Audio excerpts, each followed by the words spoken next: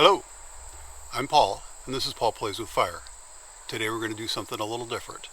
I can't tell you how many times people have come up to me on the street and said, Paul Plays with Fire, how exactly do I go about starting a fire? So we're going to talk about some of the many different methods you can use to get a fire going. We've got some whimsical ones, like Cheetos. We got some crazy ones, like bag of water. We'll see how that goes. And we got ones that I've seen work before, reading glasses. But as everybody knows, the most important thing about creating a fire is proper preparation. You got to get all the dry twigs and leaves and whatever you're going to use to get that started, depending on which method you pick. So one of the things we've also talked about is that this channel really isn't about bushcraft. We're not about living out in the woods. We're not about starting a fire with rubbing two sticks together, although I have done that in the past. We're just about having good food cooked over an open fire. And in order to cook food over an open fire, one of the first things you have to do is start a fire. So here we go.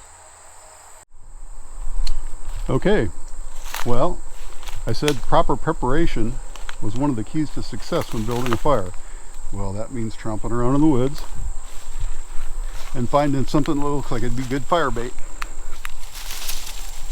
That's not that good. It doesn't break that easily. See, I want something that breaks a little easier than that.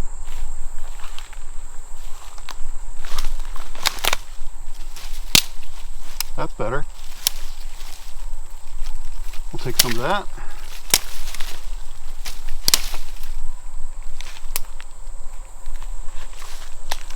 Oh, this looks good, you guys.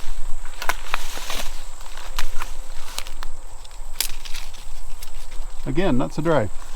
Well, that looks good though. Dead for sure.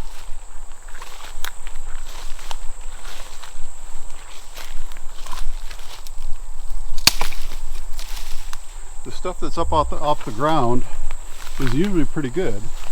But we've had some rain. Well, that's a leftover from a blue spruce tree, I believe. So that'll be good and dry and should burn good because of the resin.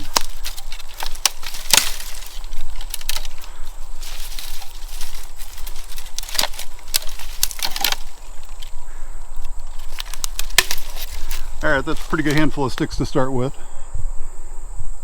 We'll see how it goes. Okay, you can see we've assembled a nice selection of the very finest bark shavings, or just bark peelings. This is very, very fine sticks. A little bit bigger sticks, and then a little bit bigger sticks. So that's our preparation. We'll see if we can light anything on fire.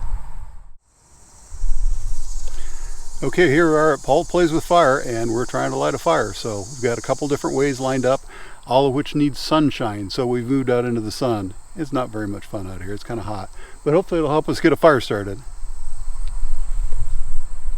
Okay, the first method we're going to try is the Ziploc bag full of water. We've got just a regular old sandwich bag, and we've filled it full of water, and I've seen on the internet, so it must be true, that you can somehow focus the water, ouch, focus the light from the bag.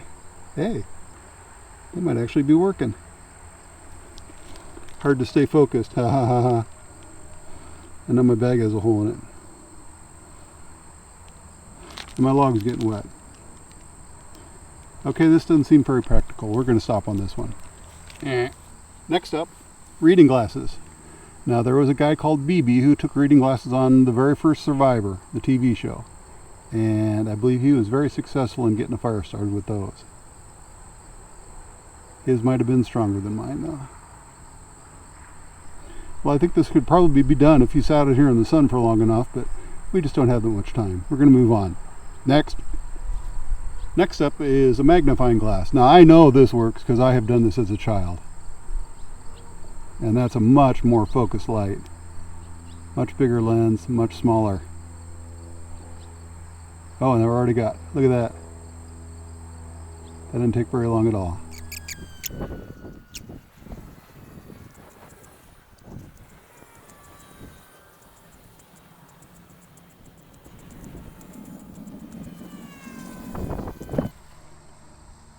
Well, I could see if you wanted to sit out here for long enough, you could probably get a fire started. I'm just not that patient.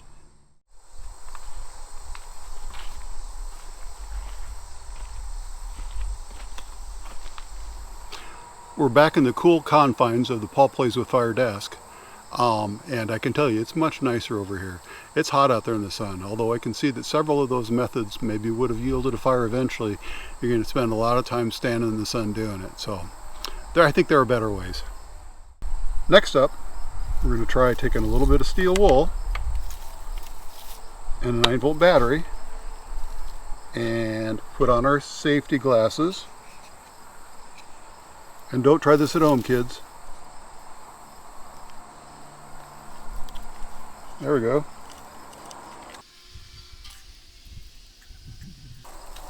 Smells like an electric train set I had when I was a kid.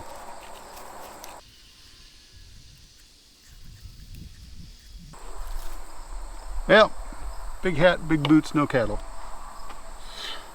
I don't want to blow the battery up, so I'm going to quit on this one. Next method up, Bic lighter. Now this will probably work.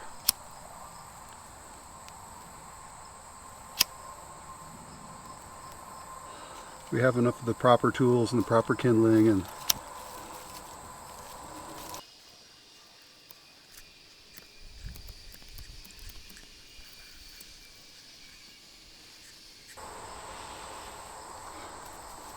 well, once again, I could see how that method would eventually work, but my finger's starting to get hot.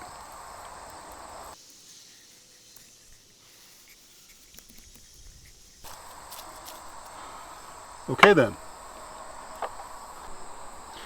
Okay, let's move up a step. We're moving up from a Bic lighter to a long Bic lighter, which I've seen a picture of one of these apart. There's just a little Bic lighter inside it, so it's so cute.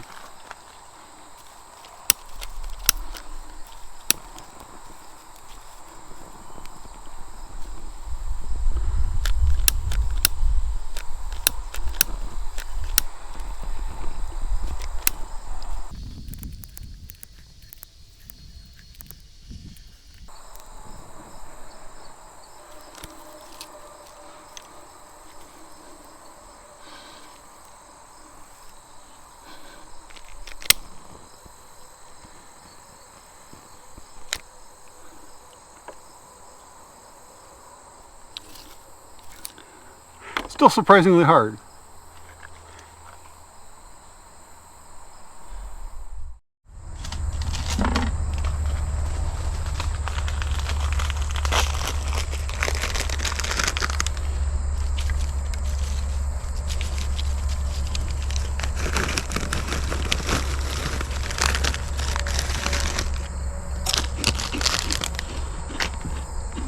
Proud.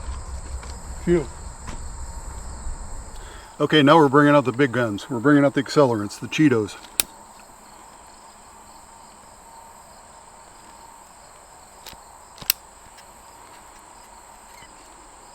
I've heard this is done with Fritos.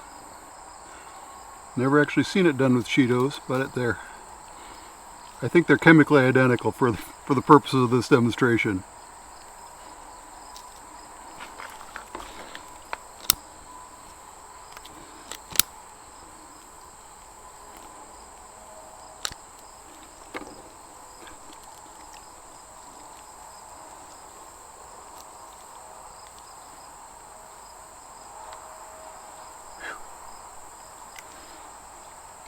May be on fire, but it stinks.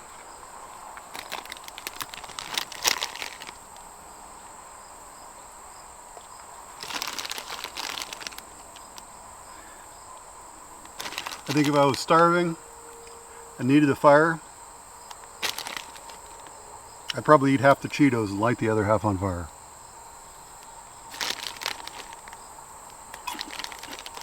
Because they are delicious.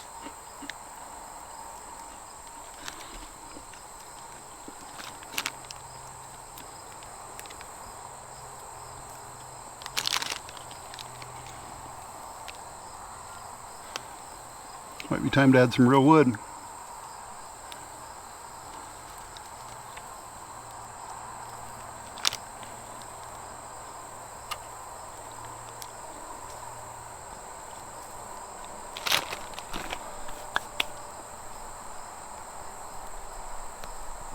Well, there, Cheetos fire. It happens.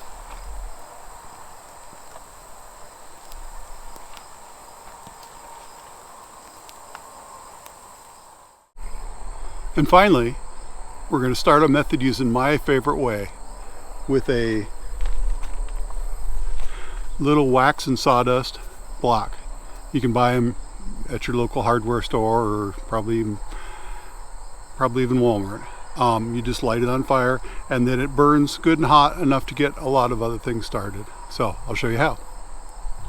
I'm down here in my fire pit with all the leftover pieces that I used for starting the other fires, or not starting the other fires. And I'm just going to put my little wax piece in here and put some of the smaller pieces of kindling on top of it. Not a whole lot.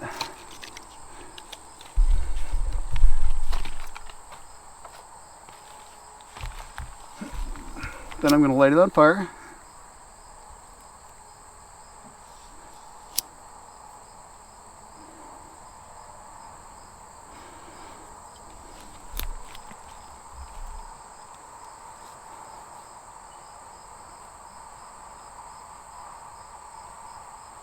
And in just a few minutes, the whole brick will have caught fire, along with everything that's on top of it. Meanwhile, I'll continue to place wood around it, being careful not to put it out.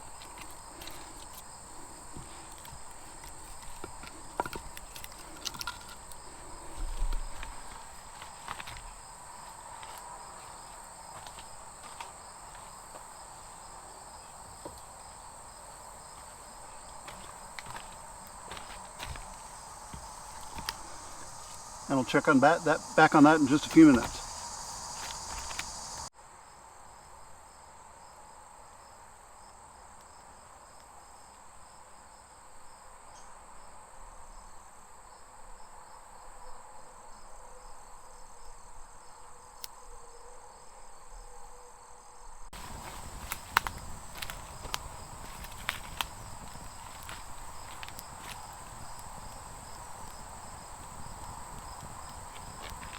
There, now that's how I start a fire. Isn't that beautiful?